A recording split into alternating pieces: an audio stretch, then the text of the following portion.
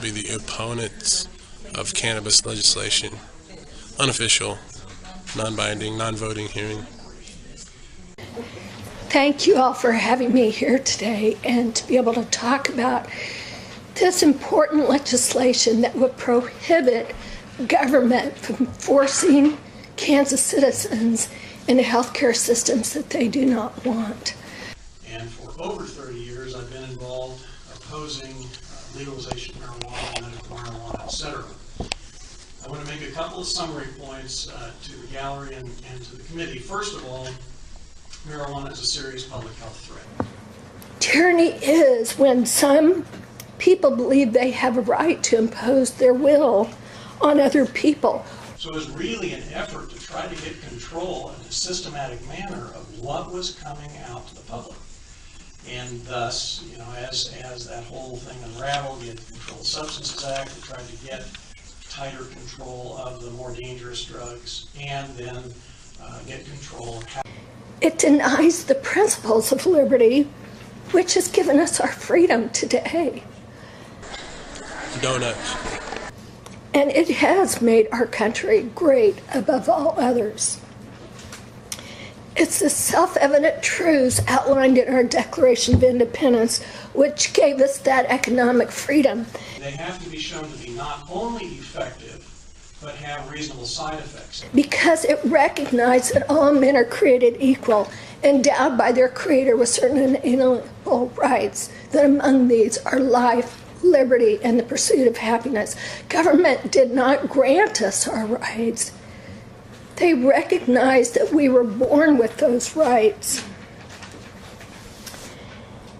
And that's why we have the freedom we do today. Many natural substances that turn into medications. I mean, a perfect one for breast cancer is Taxol. It's from yew tree bark, but yet we don't hand out yew tree bark and say, chew on this much to treat your breast cancer. It's incumbent upon state legislators today to protect the liberty of the people of Kansas in regards to their health care. This is a decision that we believe must be data-driven, and that's a term we hear a lot of anymore. And the problem with this decision being data-driven is we don't have a lot of really good data yet. But drug-related, and I want to stress drug-related, not marijuana-related, because their data, they couldn't separate that. But all of us legislators were sworn to serve. State legislators have a duty to protect the liberty of the people of Kansas and their health care choices. First on the agenda, we'll open the hearing on House Bill 2275 relating to the Uniform Controlled Substances Act. And Jason, give us an overview, please. To give you an idea of what's in there, one change of note, so we're in Schedule 1 in Section 1. You'll find on page 4, the first real change in the bill is it's just a spelling change. As some of you may remember, marijuana is on Schedule 1, but it's spelled with an H in the Controlled Substances Code. That will change to a J. State of Kansas's drug laws, or their controlled substance schedules, are divided into 5 groups. The first schedule is compounds that have a high potential for abuse and no accepted medical value. Schedules 2 through 5 have accepted medical uses with varying levels for potential of abuse. Next we have Dr. Eric Voss, Chairman of the Institute of Global Drug Policy. Dr. Voss, welcome to the meeting. Good to see you, and thanks for having me. Mr. Chairman, I'm going to kind of cut to the chase because a lot of what I had to say was already covered. Bottom line, really unscrupulous chemists are fiddling around with these drugs and stay one step ahead of law enforcement, but we've got some fantastic chemists and policy folks in Kansas that are catching up rapidly. What we're finding is they buy looks like the potpourri that you would put in your warmers at your house, and they spray a chemical on it. It's an alcohol base, and they pour the chemicals in that and spray it on it. And what you run into is when they're spraying on like a cookie sheet, is they come back and forth, and so this may have very little chemical on it, where they cover back and forth, you'll have 2 or 3 times the level. When we talk about natural occurring substances and what people do to them, whether it be the chemist in a company that's able to do that, or just a clandestine chemist or whatever, we're still taking natural occurring substances that were given by our Supreme Being for our use and turning them into something that has unintended consequences, usually unwelcome side effects, and for the purpose of FDA trials and whatnot, an endless monthly payment plan that follows when you get on medications. I see in the State House here diabetes syringe boxes for people to put their stuff in. You know, we talk about potpourri and the regular cannabis. In my opinion, this Frosted Flakes here is your potpourri, and this hemp with granola is your natural occurring substance.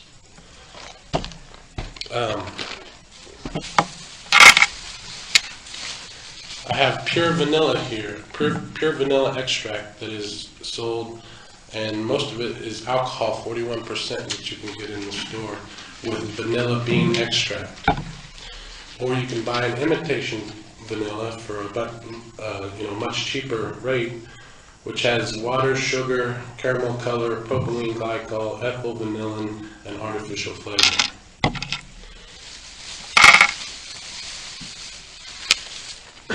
This is a bag of E-Fruity gummy candy that's supposed to look like French fries and hamburgers that are marketed to children.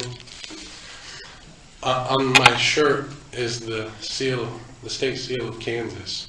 And there's this guy, he's plowing his field and getting ready to plant a seed. I don't understand why cannabis is on the Schedule 1.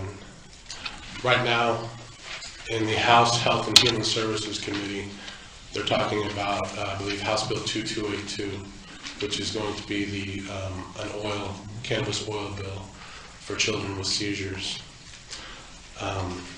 There's CBDs and all kinds of other stuff in the natural occurring cannabis that can help people, and for some reason, you're not allowing that to be used, both from a producer standpoint in the heart of agriculture and a consumer standpoint. For your information is the reference book that we're talking about that is kind of the standard for diagnosis that all of the social workers, the counselors, the addiction counselors, the psychologists, and psychiatrists all use, so that when we're talking about mental health diagnosis, we're all talking the same language.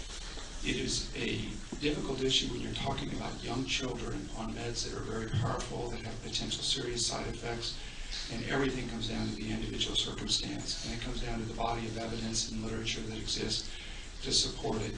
And when some testify that these are medicines that are wrong because they're not indicated for children, there are many, many medicines that we use every day in child psychiatry that are not indicated for children because the pharmaceutical companies have no incentive to do the studies to get FDA approval. And so you're left extrapolating what is an appropriate drug based on adult studies. I don't think that cannabis in its natural form should be on the Schedule 1. I went into Topeka yesterday to the health food store and I bought this hemp oil for $14.99 or whatever it is. I can buy these hemp seeds, which I have right here, at any Dillon's that sells them. And then I think this testimony that we've had actually kind of helps my position, and a lot of you in here are in the agriculture industry or whatever, have farms, and what I'm seeing is we're having clandestine chemists out in the field or at their homes making their own stuff, whether it has cannabinoids in it or not, I don't know, but it's altering the natural form of the plant that we've been given. So when we talk about like pure maple syrup, it comes from the tree. You just put a spout in the tree and there's only maple syrup in it. But if you add a tincture of capitalism to it, you have this cheap maple syrup here, and it's got corn syrup, high fructose corn syrup, water, salt, cellulose gum, natural and artificial flavors, sodium hexametaphosphate, and on and on. And so what I'm saying is you have this prohibition that has actually caused all these ancillary problems to come about. I am for a Controlled Substances Act. I'm for getting those people who want to get children addicted to methamphetamine or crack cocaine or anything like that. But specifically on the cannabis issue, we've gone way too far. And I just ask you to look at the balance of what we're at, like Eisenhower said. God bless. I'm concerned about taking away civil rights in that type of climate. That's all I have to say. Thank you, Glenn. My name is Nick Reinecker. I'm from Inman, Kansas, and I don't know if anybody else got the application for emergency observation and treatment in their packets, but one of my concerns is if I'm a law enforcement officer, I have specific officer discretion in most crimes except felonies, domestic violence, and DUI. Is that correct? Well, really, discretion really only comes down, it really just statutorily is domestic violence. Okay. So, as it says in here, I have reason to believe and do believe that the person evidences mental illness, substance use disorder, and/or a co-occurring condition. In the state of Kansas, caffeine, chocolate, nicotine are not considered illegal substances. Cannabis, however, is an illegal substance. So could you take me through an example of this substance use disorder and how it relates to this application, the emergency treatment and observation of an individual for 72 hours who has simple cannabis possession and then maybe gets hostile with the people who are trying to intervene in that? I mean, I wouldn't see a situation, I mean, to me, those are these outskirt situations where I don't believe that someone who has a simple smoked marijuana last night would be involuntarily committed for 72 hours. So I don't see that as a Because right now, we can do it for 48 hours. We can do a committal for substance abuse. What I'll tell you is it's a unicorn. So basically, I'm reading too much into that portion of it? Well, I think it coincides with what we have now, where we can do one under very extreme conditions for just the substance abuse. But and I wouldn't know the rate of the state hospital what they're doing on substance abuse. Particularly, it's extremely low. We're not talking about substance abuse. Mm-hmm. We're talking about substance use. Yeah, I think personally, I think that's not the intent of it. Okay, fair enough. But there is potential for a slippery slope, is what I think I hear you say. I think it needs to be clarified a little bit or something. The gentleman here in the front from Inman who commented about the emergency hold form and the question about substance use problems being overly identified or ones that were treated or that would cause someone with a simple problem being admitted. I think the point of this form is, as Julie pointed out, it's a disorder, but there's an important word at the end of line 1, that's the word and that in addition to the substance use disorder, then also they have to be considered to be that there's evidence of serious harm to self or others.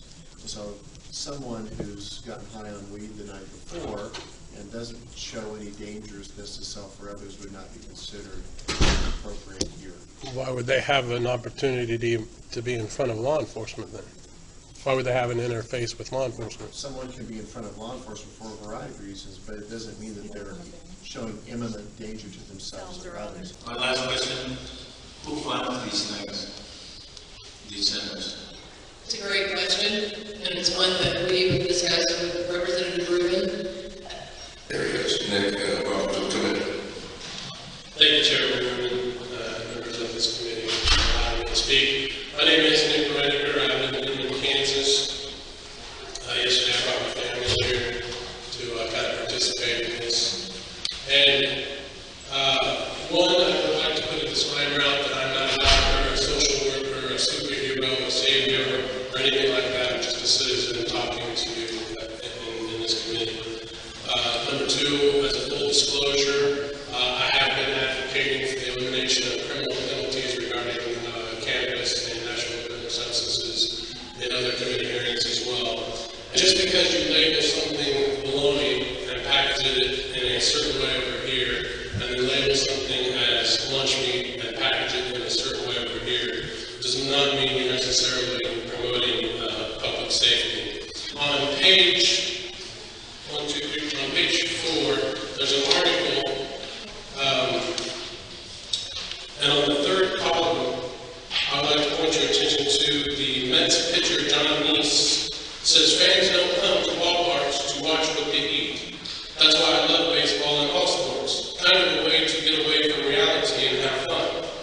desirable foods a part of it. It's not going to kill you. On the next page is the first quarter 2015 Kansas Medicaid antipsychotic prescribing, and a note on that. It's interesting that children under the age of 6 years old that are on at least one atypical antipsychotic is 284 unique members. The law enforcement officer has an individual that is possessing or consuming cannabis and intervenes in that, and then that individual resists arrest. I believe that that law enforcement officer could articulate on the back page of this application for treatment and observation that that is necessary for that individual to be on a hold. Now, when we talk about alternatives, that is my alternative. To redefine, as it were, the criminal nature regarding the possession and use of naturally occurring substances like cannabis and allow citizens to produce and consume these agricultural commodities at free will. Otherwise, where does this noose end? Once you get this noose around the neck, it's just a matter of tightening it to get more levels of control. So we're doing the things that are best practice standards in this area, but the reality is how this is playing, how our current statutes are playing out with the resources that we currently don't have, is that our people are ending up either not being treated and being at much higher risk for all sorts of things, and or they are ending up in the criminal justice system. Our system is broken. But I have actually spoken with a couple of folks who have experienced both jail and being strapped to the gurney and injected against their will.